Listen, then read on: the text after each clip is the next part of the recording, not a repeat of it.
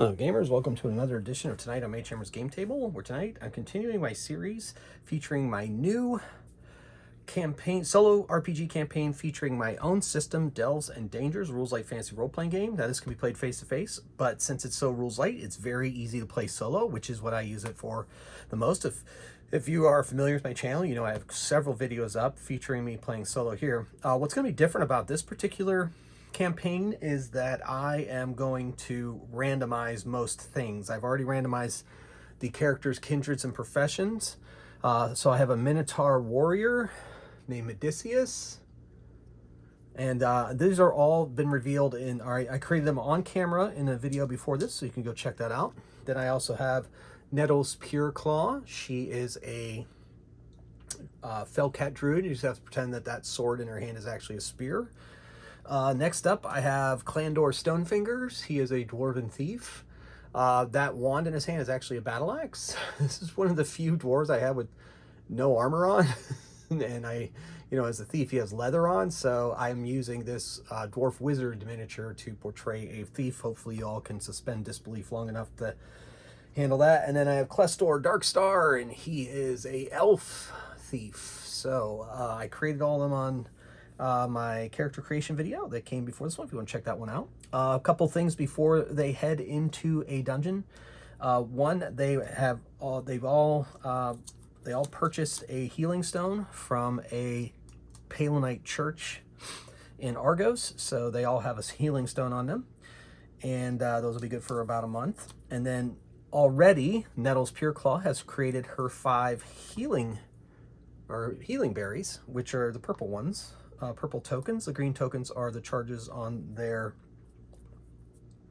healing stones. So there is some healing here to help with the dungeon delve and make that a little bit more efficient. I've got different dice for each one to help kind of keep track of things as we go.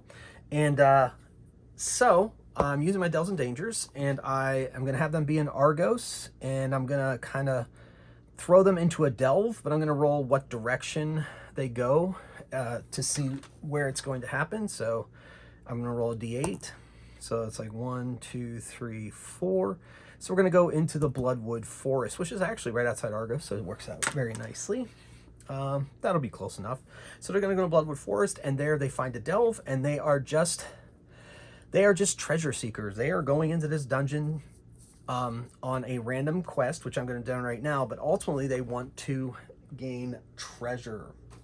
For this game, I will be using my own Delves and Dangers encounter table and treasure table, which you can download with my game, Delves and Dangers. You can download the PDF. It is a pay what you want download, and you can check that out in the link in the description below. And I'm excited. I'm kind of in the mood for some dungeon delving, and this is my preferred way to dungeon delve. And so let me know what you think about my preferred version of dungeon delving. See if you like it, if you don't like it, what would you do differently? What do you do differently in your own solo games? So check that out. Let me know in the comments below. Okay, so without further ado, we're going to roll our mission. So I'm using Axebane's Deck of Many Dungeons. It's one of the best accessories I've ever bought for solo play. On every card, it has a map piece.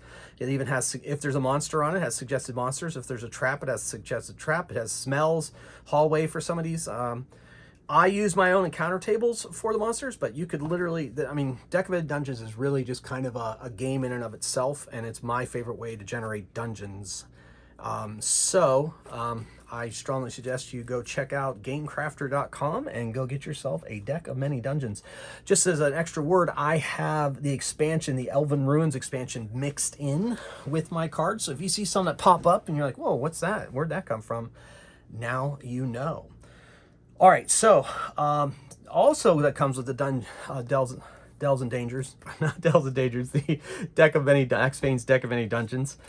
The Elven Ruin one gave me a random quest generator, but when we go to the Ace card, there is quest ideas right on the card. So what I'm going to do is I'm going to randomly determine, let's see if I'm on camera here. Yeah, I'm going to randomly determine which card I'm going to use to roll my quest, and then we will see. 1, 2, 3, 4, 5, 6. So it's going to be off of the entrance, and there's a D20 plus.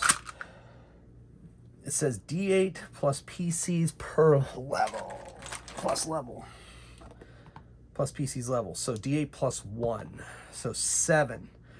So unseal an entrance and explore ruins. So I will say that they are looking for a fabled lost delve, and they know the entrance to the delve is in the delve they are entering now. And they need to get in there, unseal it, and go plunder it for treasure. All right, so then I got my campaign idea, or my delve idea. Now we're gonna go delve. Now, I'm going to decide.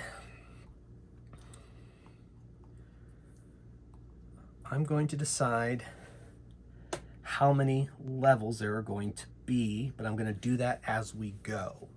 So after the first level, we'll roll a d6. If we roll a 1, there is going to be, that'll be the last level. No, let's see. Yeah, okay, that's what I'll do. So I'll roll a d6, and once they get to a place where they have to go down to another level, I will take them down. We'll go to a second level for sure. And then after the second level, we'll roll a d6 when they get to the end. And if it's a 5 or 6, that's the end of it. If it's not a 5 or 6, we go into the next level. And then I'll keep doing that. And then, yeah, we'll just see if that system works. And frankly, by the time the next video pops up, I may forget that system. So, but we're going to go with it, okay? So for now, they're going to go at least 2 levels. And then after that, we'll randomly determine whether they're going to be going down more levels than that. Okay, so they have come to the entrance to the delve. They had a map, and they're looking for the lost city of the lost delve of something, which I will eventually figure out what that is. I could probably roll up some names. Oh, you know what? I have some names on one of these cards that comes with the Activated Decimate Dungeons. So let's do that. So we need a D10, which I only roll D20s for D10, so don't get confused. I mean, why have a D10 when D20 can do both? Yeah, okay, cool. So 1, 2, 3, 4. If we go across the top, that will give us whether we're looking at yeah,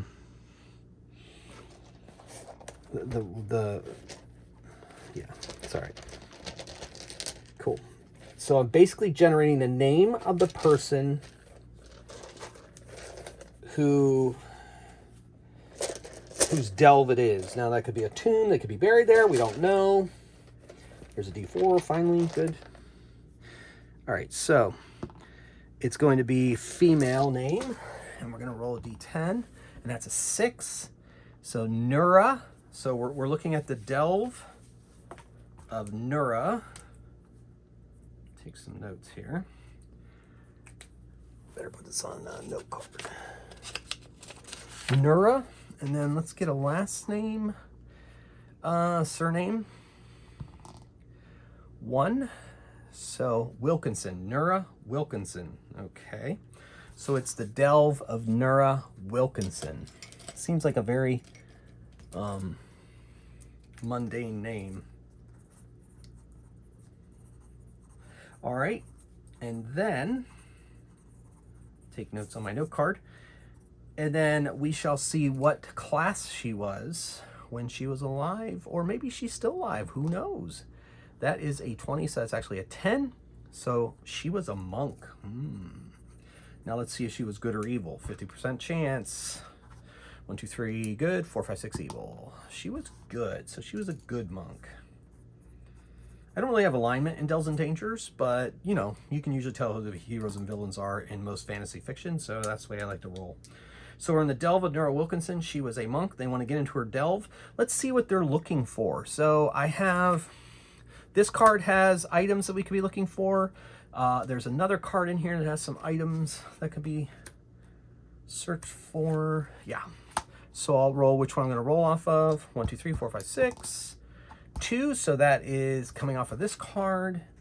And we're going to decide what item. So D6s. And then 1, 2, 3, 4. You know what? I don't care about the value. That's not important. It's what it's going to be doing. So we'll do this khaki die will be the type, and then across the top. Yeah, no, we'll roll that first. Okay, no, I see what I do. I don't need to go. Okay, never mind. Okay, so 2, so they're looking for a map. Supposedly there is a map in the Delve of Nura Wilkinson. And it's a huge map? Huh. A huge map. So it's on the floor. It's on the floor of a room. Okay, okay. And it was crafted by the Fae. So there's a huge map in the Delve of Nura Wilkinson that is a map, okay? And it's a map done by the Fae. So since it's done by the Fae, I'm going to say that it leads them to the realm of the Fae. It's an entrance from our dimension to their dimension. And they are interested in finding that because they want to sell that information to somebody else. They don't necessarily have any designs on going to see the Fae, but they're going to try to find that map. So, sounds good. To Kingdom of the Fae. It's huge on floor, I guess. I'm just going to say it's on the floor. I guess it could be on the ceiling. We'll figure it out when we get to it. All right, so the way this is going to work, they are going to venture down the stairs.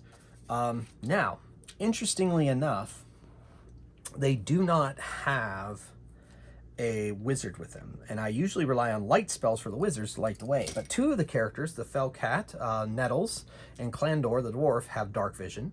But Medicius and Clestor do not. Clestor likes to wield 2 weapons. And Medicius has a shield and a battle axe, so he's going to hold the torch in his one hand for the shield. And then if they get into combat, he'll drop it on the floor, and it'll burn on the floor and provide light, and that's how we're going to play that. Because there is no light in this place. With it being the... Whoa, that's true. This delve leads to the Delve of Nura, but we'll say that...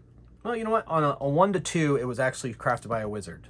It was not crafted by a wizard, so there is no like magical light. So they're going to have to use a torch or a lantern. We'll go lantern. That'll be a lantern in their traveler's pack, and that means he has some flasks of oil, flint and steel, and so forth to light it up. So he lights it up, and they head down. I'll lead the way. And so he comes down, they go down the stairs, and they look left and right. So we will take to the left. There is a hallway. Now, because of camera space, if I'm about to go off camera, sometimes I just create dead ends. But for now, wow, okay. So there we are. And there is some monsters indicated by the map right there. So let's see what those monsters are, and we'll decide on what their behavior is. Our party is here in the hallway. They're down here in the hallway. And since we have some monsters, I'll get ready and set up maybe a possible battlefield. So let us roll. The black one will be the 10s, 53. Ooh, skeletons. So those skeletons, 1, 2, 3 skeletons are on the ground inert. 4, 5, 6, they're active and heading their way. So they're on the ground inert. So they see skeletons there. They don't know if the skeletons are actually active or not. And they have not gotten up as the people have entered. And so, let's see. They can't really see too far beyond that with the lantern / dark vision and so forth. So, well, which way should we go? I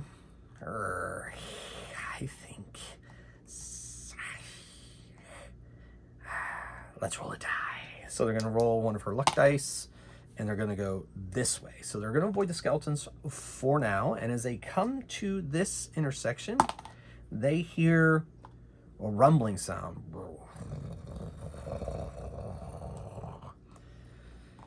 I don't like the sounds of that. Yeah. Hopefully this place is stable.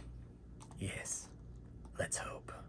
And so let's see. We're gonna roll to see if that's a dead end or not. And we're gonna roll to see if that's a dead end. 1, 2, 3. It's a dead end. 1, 2, 3. It's a dead end. So this is a dead end. This is a dead end. Okay. All right. So dead ends. I don't know why I rolled for dead ends. It just popped into my head. So they take a look. There's nothing there. I don't know. Let me check for secret doors. So, normally secret doors are indicated on Axbane's deck of many dungeons, but because it's so suspicious of dead ends that close to the beginning, I think I'm going to roll to see whether they're actually, because Axbane's deck of many dungeons is sending me into dead end, or the dice are sending me to dead ends.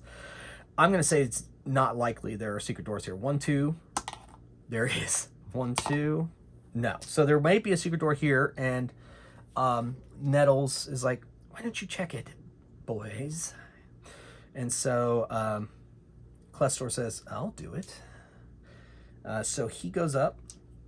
Now, to check for secret doors, I'm going to give him his mind dice. His mind is 2, so he gets 2 dice for his mind, +1 for proficiency, because I think thieves are used to looking for hidden things. In fact, yeah, and he gets +1 for perception rolls because he is an elf. And I don't think I'm going to give him a thievery bonus. It's just being an elf. So I will say he will find this on a DL3. So he needs 3 successes, and he gets 3 right off the bat with an exploding die. So that brings us to just 3 successes. Voila, my lady, I have found it. And he clicks a button, and a hallway is revealed. And so they decide to head that direction. They go there, they listen at this door. So Klestor is going to listen at that door. 2. There is no monsters indicated by the map, but I'm still going to have them listen anyway. And they listen over there. They don't hear anything. If there were monsters, I would have rolled against the monsters, like dexterity and stuff. So they open the door and they see this is an old storeroom. And the stuff in here is very ancient, very dusty. They open the door here and they see a treasure chest in the left corner. Now, it could be just a trunk or whatever. And Clandor's like, oh, let me take a look. So he walks up, and his mind is 2. He has a proficiency bonus of 1, because looking at chests is pretty much what thieves do. Treasure chests, that is. And I'm also going to give him his +2 dice for thievery. All right. And he's checking it for traps. On 1 or 2, it's trapped. It is not trapped, but he doesn't know that. And so he's going to make a roll. It's almost not going to matter. Wow, 4, 5. 5 successes. He's pretty sure it's not trapped. Let's see if it's locked. 1, 2, it's locked. It is not. So he opens it up. And inside, it says here there are 3d6 gold pieces. So just for the fun of it, I'm also going to roll a d6. If there is a 1, there's going to be a magic item. There is no magic item. So you get 3d6 magic items, or gold. 7, 9. There's only 9 gold pieces scattered around the bottom of that chest. Disappointing. And so they go down here. Oh, this lock is very intricate. Well, better leave it to me, old dwarf. An elf cannot do what a dwarf can better. Oh, I don't know about that. My friend, I'll tell you what. Let's put a wager on it. I'll give you 5 gold pieces if you can open it, and you get 1 try, and if you fail, then I'll try, and we'll see whoever opens it first pays the other 5 gold. You're on, elf. And they shake hands on it. So Clandor is going to go first. So his dexterity is 3, his proficiency, and he gets 2 for thievery. Now, it says a very hard lock. I'm going to say that's a DL5. Well, no, DL6. Hard lock would be 5. Let's go DL6. Ooh, he gets 3 exploding dice. He's really determined to open that lock. So 3 exploding dice. And he gets another exploding die. 2, 4, 6, and click. I got it. Pointy ears. That's no fair. I didn't even get a try. Want me to lock it again, and you can try then? No, here's your 5 gold. And he pays over the 5 gold. And so, all right. Medicius goes, all right, move out of my way. And he goes over, opens the door. This is my job. He has his shield up. And there, against the wall, is a treasure chest. There's a skeletal remains off to the right. And there's a treasure chest that has coinage everywhere. Just for the heck of it, I'm going to roll see if that trap is, that chest is trapped. It is not. Is it locked? No, it is not locked either, and the coins are already scattered around. So it's 1d8.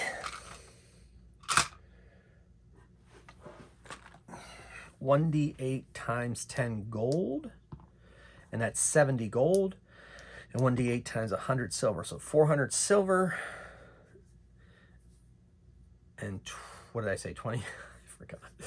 I'll just re-roll it. 50. All right, so it's 50 gold pieces and 400 silver.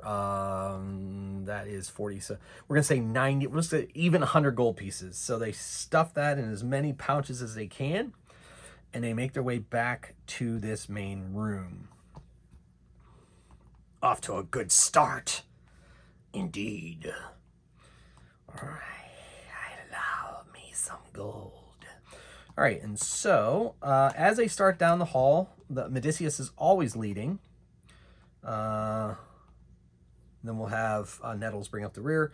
Suddenly the skeletons activate as they get closer. So they're walking down the hall. The hall is this wide. And let's see what's beyond it, just in case. Ooh. So in X-Bane's Deck of Many Dungeons, when you reach a spot where you can't go on any longer, you switch it out with an ending piece. All right. Now, I already rolled that was a dead end. They've been there, and there's no secret doors or nothing. So this is the only other way. So we are already at the end of this level. That's the way it happens with X-Bane's Dungeons sometimes. And I, for some reason, decided I was going to make that a dead end. But I rolled randomly. All right, so the skeletons animate. So let's see how many there are. According to my encounter tables for first and second level characters, skeletons is 1 per hero. So 4 skeletons animate. And I have my undead here somewhere.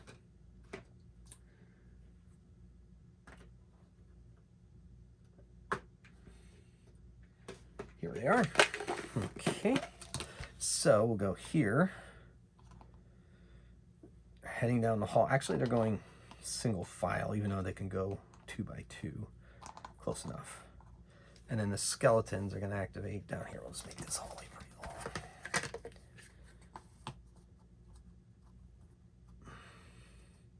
And there's going to be a door at the end here. Let's put it right there. And the 4 skeletons are going to pop up right here. So skeleton. Sure, monster skeleton.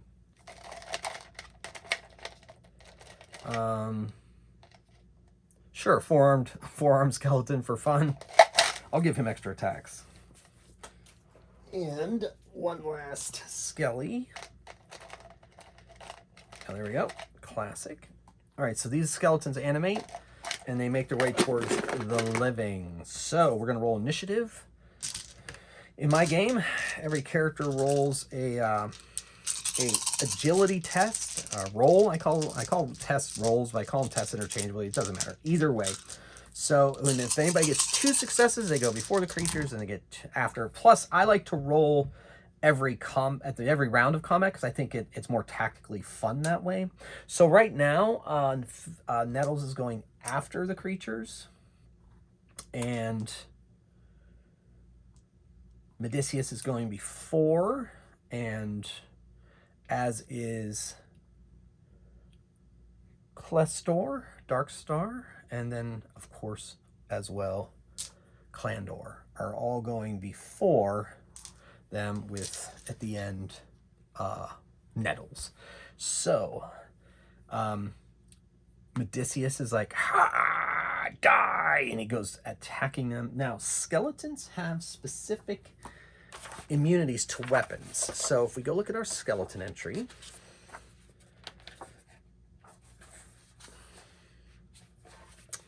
they are bludgeoning gets +0, slashing -3d. So he has a battle axe, so he's going to have -3 dice to his attack on this skeleton.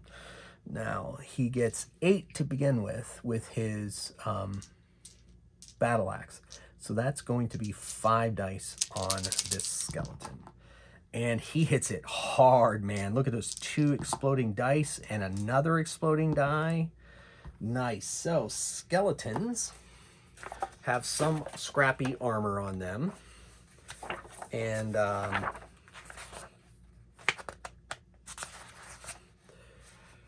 so they have 2 armor. So that is, he does 5 damage to the skeleton, and skeletons have 6 stamina. As of right now, I'm not playing with Daring Dice, which is a system that is in my Pulp RPG. I'm just playing it straight up dungeon crawl, no extra dice that you can roll for damage, reduce damage, do different things. So I'm just going to make it a good old-fashioned brutal dungeon crawl. So this one still has 1 hit point left. All right. Next up, so that was him. Next up, we'll go, well, Clandor does not like to get into combat because his armor's not great, but he would be able to take that guy out. It's tough. And while he's trying to decide, Clestor runs up. Clestor is going to slash. Now, technically, these 2 foes are engaged with us, so he's going to attack this guy. And he gets +3 dice because he's attacking a creature that is engaged with an ally. So normally, with his, he's attacking with both swords, so he's using the rules for attacking with 2 weapons, which ends up with 6 dice. And then he gets an additional 3 dice because of his opportunistic attacker ability for being a thief. So he's going to attack. And he gets 4 exploding dice. And so that is 4, 8, 9.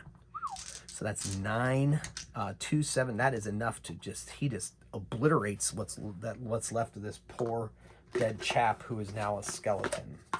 So he is smashed.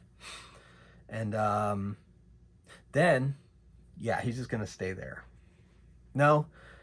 Well, he moved 5, 10, 15, 20. He's going to move another 30 over here to open up the room for Clandor, who's going to go in there with his battle axe and attack the one that Medicius attacked.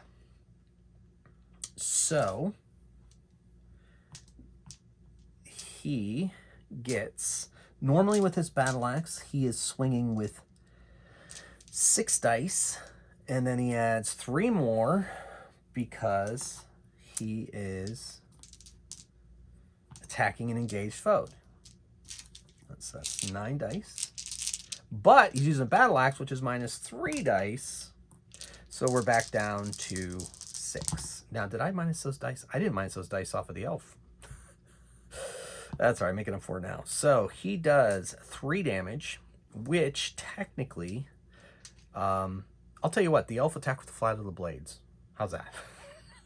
Okay. Anyway, so he does enough to get over its armor 2. That's 1 damage, and that's just enough to fell him as well. So chalk up another skeleton on the ground. All right, then the skeletons attack. So this one steps up to attack the big guy, and this many-armed one attacks the elf. So normally, skeletons get 4 dice of their long swords. So because he's bigger, I'm going to give him 5 dice. So he's going to be these red dice on Medicius. And then this one, he has extra attacks. So he's going to attack with 6 dice. So on Clestor. All right, so that's an exploding die. So he only gets 3 successes on Clestor, which, since Clestor has an armor of 1, he takes 2 damage. So Clestor is at 2 damage. He started with 12, so he's down to 10. All right. Then the attack on Medicius. And that is only 3. Medicius has a 3 armor, so there is no damage. He has chain and a shield. I know his miniature doesn't reflect that, but I'm working on that. But he catches the blow on the shield. Then our friend and neighbor Nettle's Pure Claw can once now enter the fray, but she really has nothing to do. She does have a, she can move up here, and she has a spear. Yeah, she's going to stab at that guy. Now, spear in this case, the way she's wielding it is piercing, so she has -4. I'm going to say she has -4 to harm him. So basically, that's not really great. So her attack with her spear is 5d, so she's only rolling 1 dice to attack. And that's a miss, so we figured that was going to happen. So now let's go to initiative.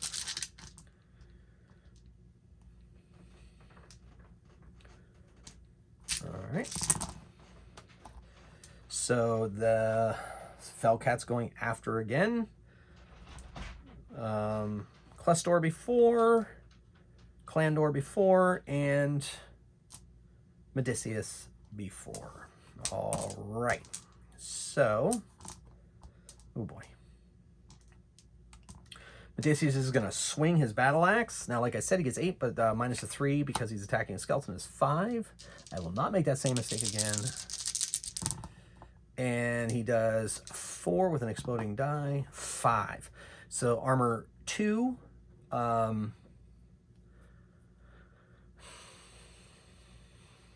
That's fine.